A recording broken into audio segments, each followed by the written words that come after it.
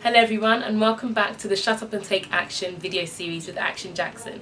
In this episode we'll be looking at number 3, knowing why you want it. Hi guys, welcome to part number 3, knowing why you want what you want.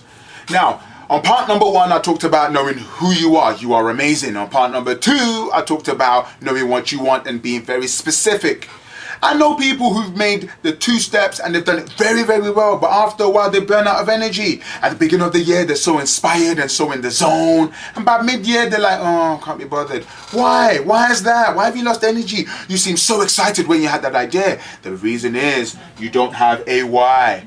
Part number 3, know why you want it. I wanted to lose weight so that I can keep my energy at the optimum, so I can inspire people as long as I can. The mother keeps working for the 4 children. The daughter keeps on working for the dead father. Can you imagine? Can you imagine? Heard the story of a girl who was at law school. I'm like, why are you studying law? When her dad passed away, was killed, they couldn't find the killer. So since that day she was driven to become a lawyer so she can get justice. I'm like, wow, that's a driving force. She knew her why. What's your why?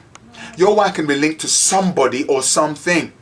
I'm doing this because, I'm doing this for. Write down 7 whys for each what.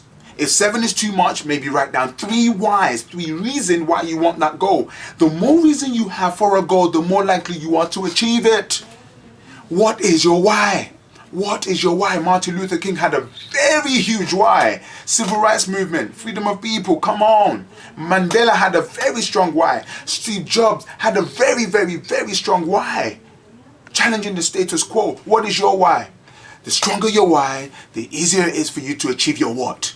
Get a piece of paper and write down 3 whys for each what. When you do that, you gain momentum. It comes from an internal place.